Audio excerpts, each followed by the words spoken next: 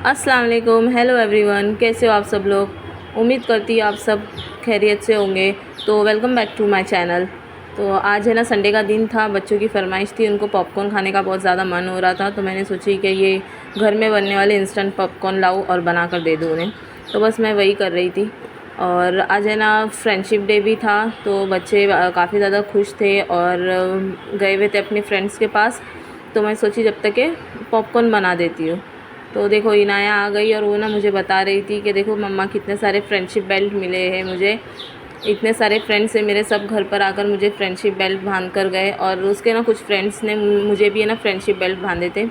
सब मेरी है ना स्कूल की यादें ताज़ा हो गई। जब हम लोग भी स्कूल में थे तो ऐसे ही फ्रेंडशिप बेल्ट हमारे भी फ्रेंड हमको बांधते थे। और है ना हम काफ़ी ज़्यादा खुश होते थे देख कर कि किसने कितना फ्रेंडशिप बेल्ट पहना है। तो फिर यहाँ ना बच्चों ने ना बहुत ज़्यादा कचरा फैलाए हुए थे घर में, तो बस वही कर रहे थे। और है ना मैं यहाँ पर पॉपकॉर्न देखने आई और पॉपकॉर्न है ना झट से उड़ने लगे, तो मैंने फिर उसको कवर कर दी।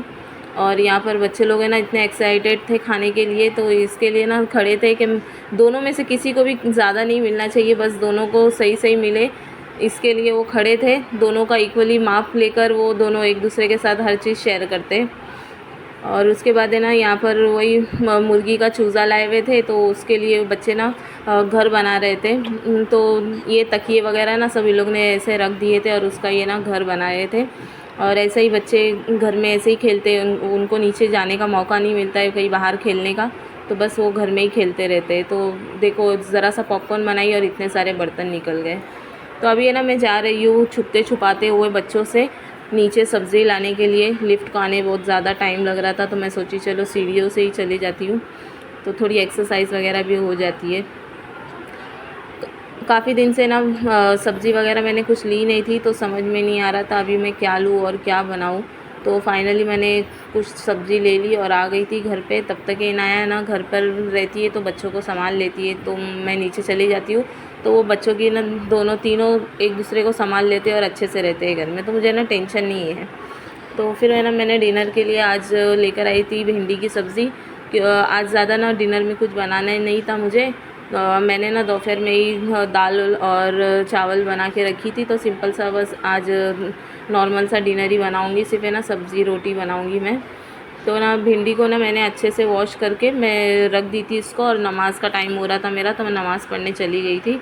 जब तक है ना भिंडी अच्छे से सूख भी गई थी, क्योंकि अब अगर भिंडी को आप धोकर रखो और फ़ौरन उसको कट करो तो वो गीला ही रहता है, तो अच्छा नहीं बनती है। तो मैंने ना उसको थोड़ी देर वॉश करके ऐसे ही रख दी थी और अभी मैंने इसको ना कट कर दी हूँ। अभी उसकी सिंपल सी सब्ज़ी बनती है तो मैं वही बनाऊँगी। और मेरे घर में ना बच्चों की फ़ेवरेट है, उनको ना कोई सब्ज़ी पसंद नहीं आती सिवाय भिंडी के।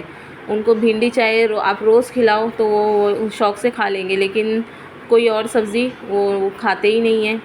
तो बस मैं ना सिंपल से बनाऊंगी, तो उसके लिए एक प्याज ले ली थी, प्याज मैंने कट कर ली थी। और यहाँ पर है ना मैं ऑयल डाल रही हूँ। तो मैंने ना दोपहर में पापड़ तली थी, तो उसका ही ऑयल बच गया था, तो मैंने बस उसको एक प्याली में निकाल कर रख दी थी। वेस्ट नहीं करी थी, मैंने सोची थी उसको ही यूज़ कर लूँगी सब्ज़ी बनाने के लिए। तो पहले मैंने ना इसमें कड़ी पत्ता ऐड कर ली और उसके बाद मैंने उसमें एक बड़ी साइज़ का प्याज डाली। और ऐसे ना ग्रीन चिल्ली मैं ना कट करके ऐसी डाल देती हूँ, उससे ना टेस्ट काफ़ी अच्छा आता है। तो ज़्यादा हमारे घर में तीखा कोई खाता नहीं है, इसके लिए मैंने बस 2 से 3 ग्रीन चिल्ली ऐड करी उसमें। और साइड में ना मैंने सिंगदाने को भूनने के लिए रख दी थी।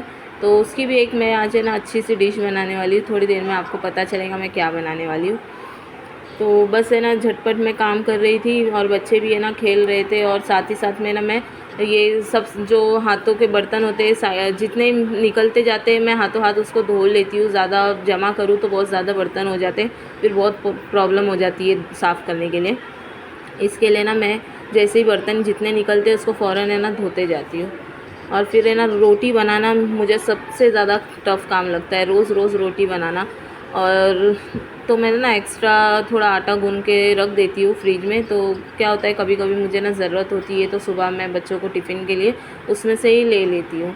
और यहाँ पर है ना हमारा को बाहर जाना था, क्योंकि इन्नू और आयशू ना बाहर चले गए थे, तो उसको भी जाना था, लेकिन उसको दोनों ना लेकर नहीं गए।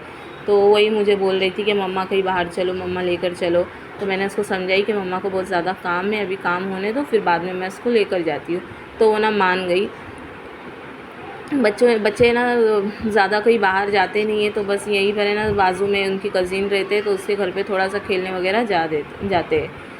उसके बाद है ना मेरी सब्ज़ी भी बन के रेडी हो गई थी और अभी मैं ना यहाँ पर रोटी बना रही हूँ।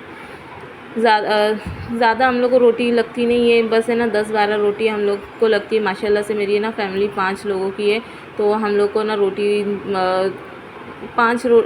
10-15 रोटी है ना बहुत ज़्यादा हो जाती है, तो मैं ना बनाती हूँ और कभी बचती है तो सुबह नाश्ते वगैरह के लिए काम आ जाती है।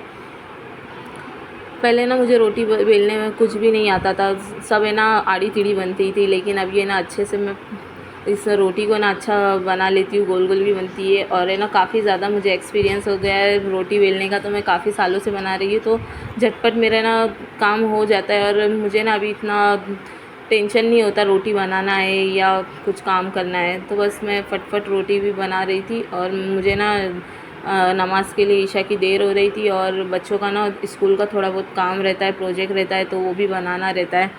तो बस मैं ना फटफट काम करने की कोशिश रहती है, काम करूँ और जल्दी से ना बच्चों को थोड़ा टाइम दूँ ताकि उन लोग की पढ़ाई वगैरह देख सकूँ।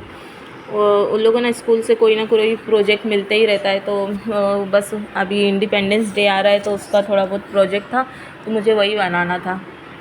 और यहाँ पर देखो हमारे ना मुझे बहुत हैरान करती है, जहाँ पर कुछ भी काम करती हूँ ना तो हर जगह बीच बीच में आती है, तो बस मैं उसको ना थोड़ा संभालते रहती हूँ, क्योंकि ना बहुत ज़्यादा परेशान करती है वो, तो उस पर ध्यान देना बहुत ज़्यादा ज़रूरी होता है।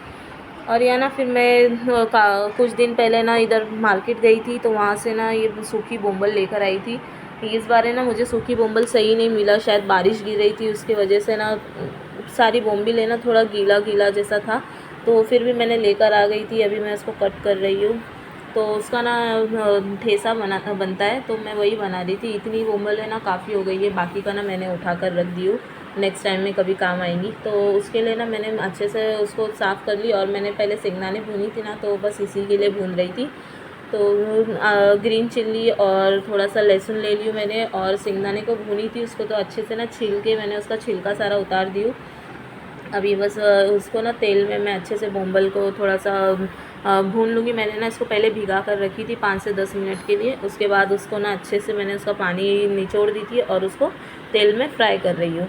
और अच्छे से ना कुरकुरी होने तक उसको फ्राई करना चाहिए, तो ताकि ना वो अच्छे से पीस जाती है। मेरे पास है ना पीसने के लिए सिलबट्टा नहीं था, तो मैंने ना उसको बस ऐसे ही मिक्सी के जार में डाल के मैं इसको पीस लूँगी। और उसी के साथ है ना मैंने लहसुन और मिर्चियों को भी डाल दी थी और उसका ना एक अच्छा सा दरदरा सा उसको पीस ली थी।